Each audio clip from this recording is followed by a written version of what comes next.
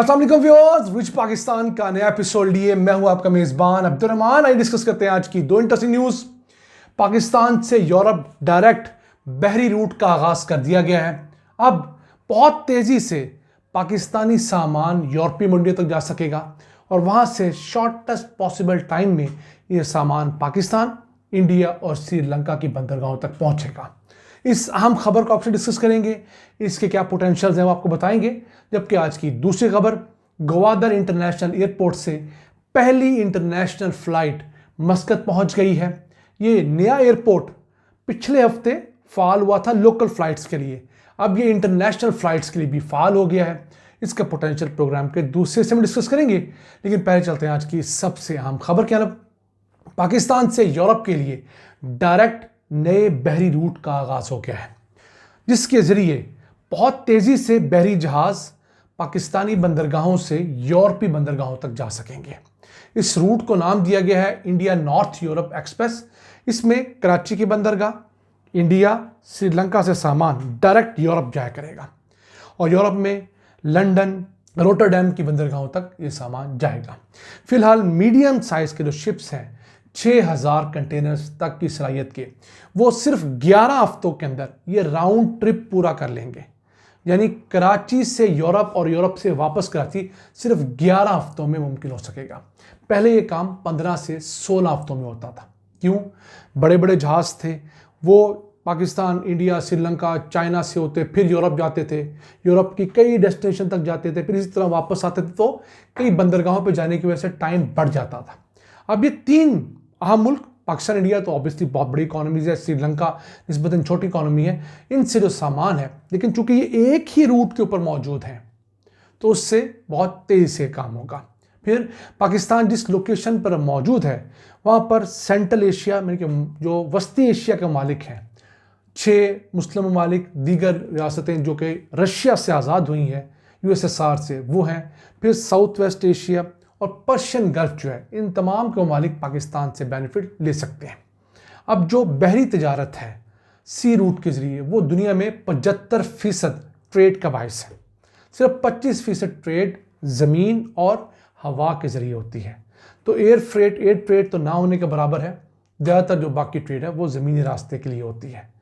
तो पाकिस्तान के लिए ये एक बड़ा आइडियल मौका है कि इस तरह के रूट से हम अपनी बिजनेस कम्युनिटी को फ़ायदा दें और फिर ट्रांसशिपमेंट्स को हम इस मुल्क में बेहतर करें। मसलन कंटेनर्स हम पूरे सेंट्रल एशिया से लेकर आएँ, उन्हें अपॉर्चुनिटी दें कि वो अपना सामान ईरान की बजाय या किसी और मुल्क की बंदरगाह की बजाय पाकिस्तानी बंदरगाह तक पहुँचाएँ। यहाँ से शॉर्टेस्ट पॉसिबल टाइम में सामान यूरोप में जाए, जो कि नदरन यूरोप है, और वहाँ से भी जो उन्होंने इंपोर्ट करनी है सेंट्रल एशिया के मालिक ने, वो इंपोर्ट करें। इसी तरह आहिस्ता आहिस्ता फिलहाल अब ये मीडियम साइज़ के जहाज़ हैं जो पाकिस्तान से डायरेक्ट रूट पे डाले गए हैं। जब ऑब्वियसली सामान बढ़ेगा तो हो सकता है कि बड़े साइज़ के, जो पनामा मैक्स साइज़ के जो बड़े जहाज़ हैं वो भी जा सकें। अब दुनिया के अंदर जो सबसे बड़ा जहाज़ है कंटेनर शिप, उसका नाम है MSC इरीना क्लास। वो 24,346 कंटेनर्स एक टाइम पर ले जाने की सलाहियत रखता है। कितने?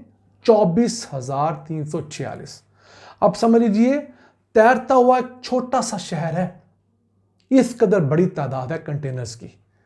तो जितना बड़ा शिप होगा उतना ही कम खर्चा आएगा कंटेनर को एक जगह से दूसरी जगह तक पहुंचाने में।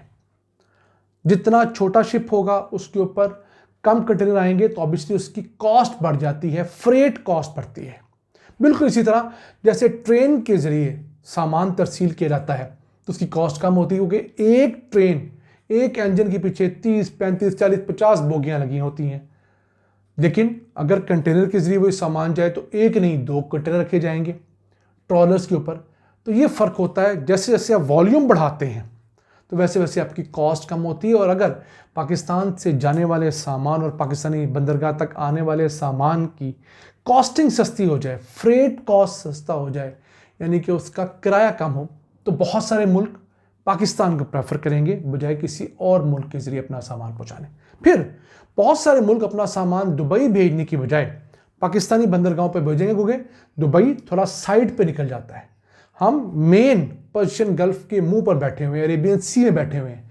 यहाँ से जब डायरेक्ट लिंक होगा तो बहुत सारे छोटे मुल्क पाकिस्तान के रास्ते अपना सामान भेजना पसंद करेंगे, लेकिन हमें उसके लिए सहूलियत देनी होगी, प्रॉपर मार्केटिंग करनी होगी। आइए चलते हैं आज की दूसरी अहम खबर की तरफ। न्यू ग्वादर इंटरनेशनल एयरपोर्ट से पहली इंटरनेशनल फ्लाइट मस्कत ओमान पहुंच गई है। फिलहाल सिर्फ 39 मुसाफिर गए हैं, पीएई की फ्लाइट थी। अब हफ्ते में एक फ्लाइट बाकायदगी से जाया करेगी मस्कत और आया करेगी। अब देखा जाए तो न्यू ग्वादर इंटरनेशनल एयरपोर्ट पे इस वक्त कोई ख़ास ट्रैफिक नहीं है। लोकल ट्रैफिक हो तो हो, मसलन कोई 10 लाख के करीब बलोच ऐसे हैं जो ओमान के शहरी बन चुके हैं पिछले कई 100 सालों में, जिन्होंने यहाँ से माइग्रेशन की। उनमें से कुछ लोगों की रिश्तेदारियाँ अभी भी यहाँ पर हैं, वो आ जा सकते हैं। फिर ये जो पूरा मकरान डिवीज़न है, इसके अंदर कोई 20 लाख की आबादी है, वो यहाँ पर उतर सकती है यहाँ से सफ़र के लिए। फ्यूचर में यहाँ से मिडिल ईस्ट के लिए भी जो है वो इजाफा हो सकता है फ़्लाइट्स का। लेकिन हमें देखना ये है कि हमें इस ग्वादर इंटरनेशनल एयरपोर्ट को भी अपनी बहरी रूट की तरह, अपनी बंदरगाहों की तरह ट्रांसशिपमेंट के लिए इस्तेमाल करना पड़ेगा। हमें यहाँ पर इंटरनेशनल फ़्लाइट्स को मुख्तलिफ़ किस्म की सहूलियत देनी होगी। जो लॉन्ग रूट्स की फ़्लाइट्स हैं उन्हें यहाँ पर हम लोग रिफ्यूलिंग की सहूलत दे सकते हैं। यहाँ पे फूड की सहूलत, यहाँ पे मेंटेनेंस की और दीगर चीज़ों की हम सहूलियत देंगे। वो फ़्लाइट्स यहाँ पर उतरें, मुसाफिर खा बाहर ना आए, लेकिन यहाँ पर जब लैंडिंग और टेक ऑफ ज़्यादा होगा तो तभी ये इतना महंगा एयरपोर्ट वायबल होगा। अब हमने एक सफ़ेद हाथी तो पाल लिया है जिसकी फ़िलहाल हमें ऐसा कोई ज़रूरत नहीं थी। हाँ, आज से 20 साल बाद ज़रूरत होगी, लेकिन तब तक ये इंफ्रास्ट्रक्चर पुराना हो चुका होगा। फिर हम इसकी ग्रैंड एक्सपेंशन करेंगे, उस पर भी अरबों खरबों रुपया लगाएंगे और फिर सोचेंगे कि हमने कहाँ गलती की है।